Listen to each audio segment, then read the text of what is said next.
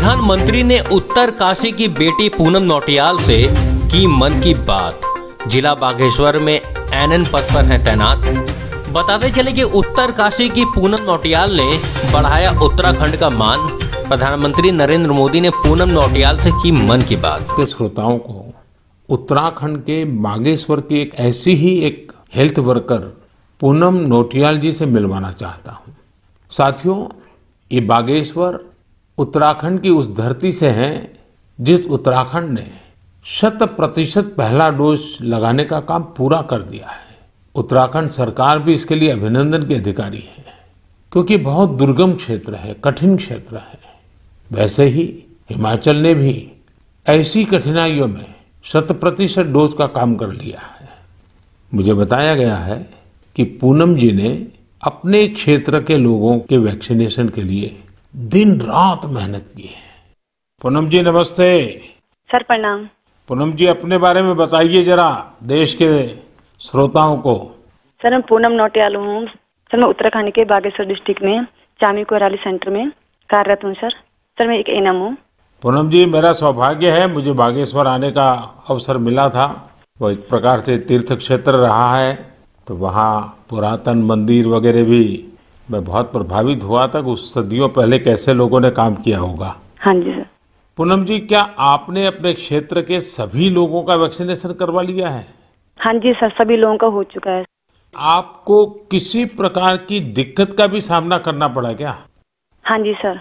Sir हम लोग जैसे बारिश होती थी वहाँ पे और रोड ब्लॉक हो जाती थी सर, नदी पार करके गए हैं सर हम लोग ना। और सर घर घर गए हैं, जैसे एनएचसीवीसी के अंतर्गत हम लोग घर घर गए हैं जो लोग सेंटर में नहीं आ सकते थे, जैसे बुजुर्ग लोग और दिव्यांग लोग, गर्भवती महिलाएं, धात्री महिलाएं, ये लोग सर। लेकिन वहाँ तो पहाड़ों पर घर भी बहुत दूर दूर होते हैं जी। तो एक दिन में कितना कर पाते थे आप? सर किलोमीटर के हिसाब 10 किलोमीटर, कभी 8 किलोमीटर। खैर, ये जो तराई में रहने वाले लोग हैं उनको ये समझ नहीं आएगा कि 8-10 किलोमीटर क्या होता है। मुझे मालूम है पहाड़ के 8-10 किलोमीटर मतलब पूरा दिन चला जाता है। हाँ जी। लेकिन एक दिन में, क्योंकि बड़ा मेहनत का काम है और वैक्सीनेशन का सारा सामान उठा करके जाना, आपके साथ कोई सहायक रहते थे कि नहीं? हाँ जी, टीम मेंबर हम लोग 5 लोग रहते सर ना। हाँ। तो उसमें डॉक्टर हो गए, फिर एएनएम हो गई, फार्मासिस्ट हो गए, आशा हो गई और डाटा एंट्री ऑपरेटर हो गए। अच्छा, वो डाटा एंट्री वहाँ कनेक्टिविटी मिल जाती थी या फिर बागेश्वर आने के बाद करते थे? सर कहीं कहीं मिल जाती है, कहीं कहीं बागेश्वर आने के बाद करते थे हम लोग। अच्छा, मुझे बताया गया है पूनम जी कि आपने आउट ऑफ द वे जाकर लोगों का टीका लगवाया। ये क्या कल्पना आई आपके मन में, विचार कैसे आए और कैसे किया आपने? हम लोगों ने, पूरी टीम ने संकल्प लिया था कि हम लोग एक भी व्यक्ति छूटना नहीं चाहिए, हमारे देश से कोरोना बीमारी दूर भागनी चाहिए। मैंने और आशा ने मिलकर प्रत्येक व्यक्ति के हम लोगों ने गांव वाइज ड्यू लिस्ट बनाई। फिर उसके हिसाब से जो लोग सेंटर में आए उनको सेंटर में लगाया। फिर हम लोग घर घर गए हैं सर। फिर उसके बाद जो लोग छूटे हुए थे, जो लोग नहीं आ पाते सेंटर में। अच्छा, लोगों को समझाना पड़ता था? हाँ जी, समझाया। हाँ जी। लोगों का उत्साह है अभी भी वैक्सीन लेने का? हाँ जी सर। हाँ जी, अब तो सर लोग समझ गए हैं। फर्स्ट में बहुत दिक्कत हुई हम लोगों को समझाना पड़ता था कि ये जो वैक्सीन है सुरक्षित है और असरदार है। हम लोग भी लगा चुके हैं, तो हम लोग। सर मुझे बहुत अच्छा लग रहा है और मैं माननीय प्रधानमंत्री जी का धन्यवाद करती हूँ और अपने अधिकारी लोगों का, सभी का धन्यवाद करती हूँ। और जो मेरे साथ थे, टीम मेंबर में थे, सभी लोगों का धन्यवाद करती हूँ कि उनके बिना ये मुमकिन नहीं था। और हम लोग जैसे गांव में जाते थे तो फर्स्ट में तो हमें बहुत दिक्कतें हुई।